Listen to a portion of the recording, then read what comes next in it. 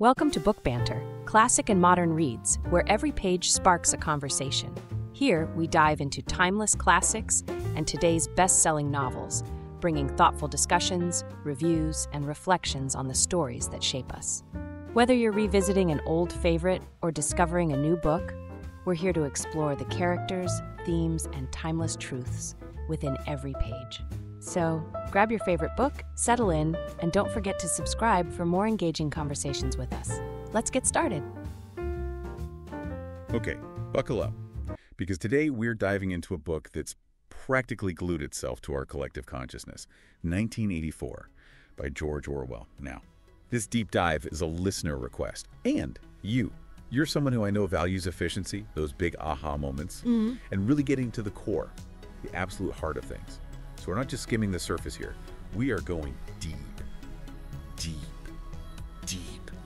We've got a seriously detailed book review to pull from, a whole separate analysis on top of that. 2 sources on 1984. Wow, you really weren't kidding about going deep. Right, I was feeling like I needed backup just to make it through all the source material, let alone try to unpack it all. So, full disclosure, I don't know about you, but whenever I see an author using a pen name, it always gets me a little curious, like, what's the story there? But then I found out Orwell's real name, Eric Arthur Blair. And I don't know, it kind of took me out of that whole mysterious author vibe. Did you have that same thought at all when you first learned that? It's funny you should mention that. Yeah, it does kind of make him seem, I don't know, a tad more ordinary. Less like, George Orwell.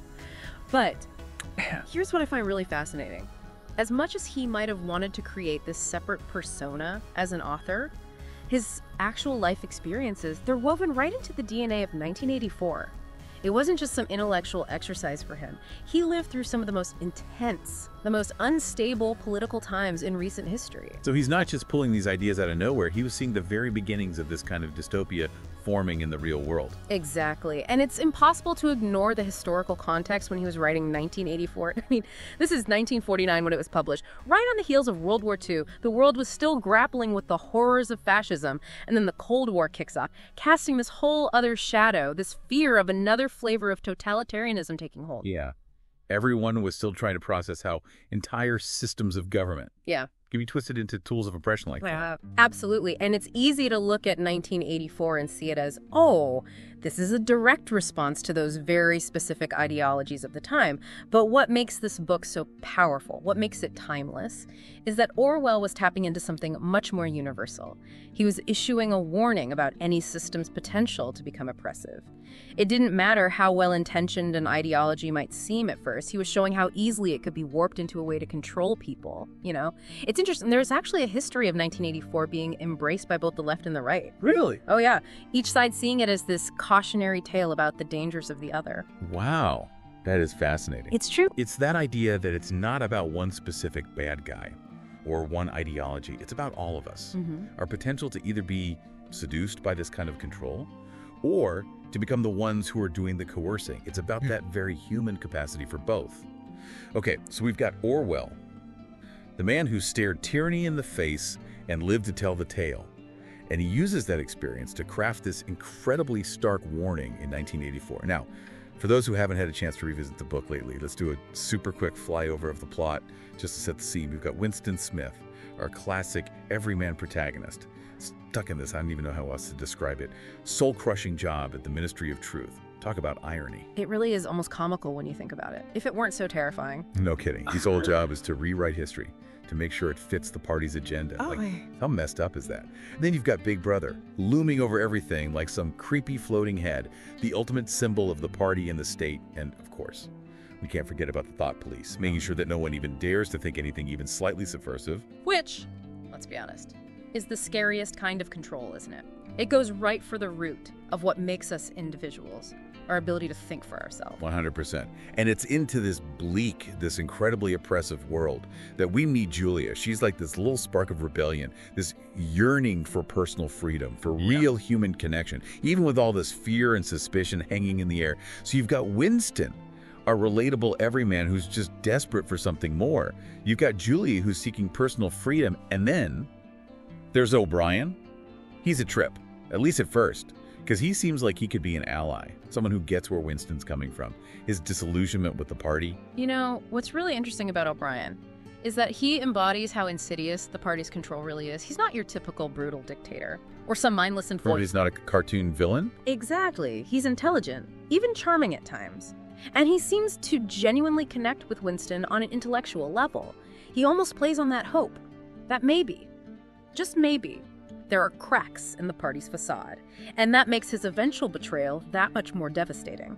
Totally. It's like he's dangling this possibility that Winston might not be alone, which makes what happens later that much more brutal. And that's where the real horror of the party's control becomes crystal clear. It's not about physical force. Not really. It's about psychological manipulation. It's about making you doubt your own sanity, your perception of reality, even your own values. So how does O'Brien represent that? That insidiousness? Because it's not just that he turns out to be another bad guy. Exactly. It's deeper than that. It's the way he breaks Winston. Not through torture, at least not at first, but by systematically dismantling his beliefs, his sense of self. O'Brien embodies the party's ability to worm its way into your mind, to warp your reality, until there's nothing left but their version of the truth. I'm getting chills just thinking about it. That's the point. That's the effect Orwell was going for. He wanted to show that true control, real control, comes not from dominating the body, but from subjugating the mind. Which brings us back to those themes of surveillance and thought control. They're everywhere in 1984. And they're even more unsettling in light of O'Brien's methods. Like Orwell was saying, hey, this isn't just about cameras and microphones. It's about controlling what you think. And you know what gets me? It's wild how much this book, written decades ago, feels like it's speaking directly to our anxieties about technology today, about how it can be used for good or evil. It's incredibly prescient. I mean, do you ever get this feeling like our smartphones are turning into those telescreens from the book? Are we already living in some version of a surveillance state? It's the question we all have to ask ourselves. Right. We might not have telescreens in every living room, at least not yet. But let's face it, we live in a time where data collection is happening at an unprecedented scale. Everything we do online, our physical location, even our conversations, it's all being tracked and analyzed. And sure, some of it might seem harmless, even convenient, but where's the line? At what point does it become too much? When do we become so used to this constant surveillance that we don't even notice it anymore, let alone question it? Exactly. And that's where that other huge theme comes into play, the manipulation of truth. Because if you control information, what people see and hear, what they believe, you have an incredible amount of power. And both of the sources we looked at, they really zeroed in on that chilling party slogan from 1984, who controls the past controls the future, who controls the present controls the past. It's like something straight out of a propaganda manual. But it's terrifying how relevant it feels today, with all the talk of fake news and the way history seems to be constantly rewritten and reframed. It's scary how relevant it is. And what's even more concerning is how easy it is for us to get caught up in that manipulation. We're drowning in information these days, from every direction. It's overwhelming trying to filter it all, to figure out what's true and what's not. And when you're in that state, it's easy to fall into the trap of confirmation bias, to seek out information that just reinforces what we already believe, even if it's not true. Which is exactly what the party in 1984 wants. Right. A world where people are so overwhelmed, so unsure of their own judgment, that they just blindly accept whatever the party tells them is real. And that's where this whole Newspeak thing comes in. Which, honestly, when I first read about it, it blew my mind. How messed up is it that they're trying to control thought by controlling language itself? It's brilliant, in a terrifying kind of way. Orwell understood that language is the foundation of thought. If you can dictate the words people use, you control how they think, the concepts they can even articulate, and, ultimately, the actions they're capable of taking. That is, wow. To think that language itself could be used as a weapon like that? Which is exactly what Newspeak is in 1984. It's a tool, a weapon designed to limit thought, to eliminate any kind of nuance, to literally make it impossible to even think about rebellion. It's interesting, though, because when we see Winston and Julia trying to rebel, it's not just about politics or overthrowing the party. It's about reclaiming basic human experiences, love, intimacy. Just the freedom to think for yourself makes you wonder, was Orwell trying to show us that? Even in the face of this crushing oppression, even in a world like that, those small acts of rebellion, those moments of genuine human connection, they still matter. That's a question that's up for debate and one that people are still discussing. On the surface, 1984 can feel incredibly bleak, especially the ending. But I think there's a glimmer of hope there, in those moments of resistance, in the characters' refusal to completely give up their humanity. Yeah, it's that spark of defiance that makes you root for them.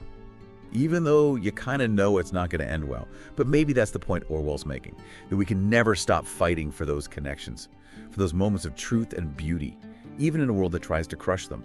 So we've covered a lot of ground here. We talked about the main players, the whole historical backdrop, those big, right, timeless themes that make 1984 feel so relevant even now. But let's bring it back to you for a second, the person listening right now. Why should this book, written almost 75 years ago, matter to you today? Because Orwell was onto something fundamental about human nature, about the dangers of unchecked power, how seductive ideologies can be, and why individual thought is so important. Totally. It's like he was holding up this mirror to society, saying, look, this is what we're capable of, the good and the bad. And the thing is, it's not just about some far-off dystopian future anymore. These themes, they're playing out all around us right now, sometimes in subtle ways, sometimes not so subtle. Think about it. The information we're constantly bombarded with, how technology shapes our perceptions, the pressure to conform to certain narratives. Exactly. 1984 is this urgent reminder to be critical thinkers, to question everything, and to never, ever take our freedoms for granted. And to be really wary of anyone who claims to have all the answers, who offers these simple solutions to complex problems. It's that feeling you get when you see a news story and think, hold on, is this even real? Am I being played? Yeah.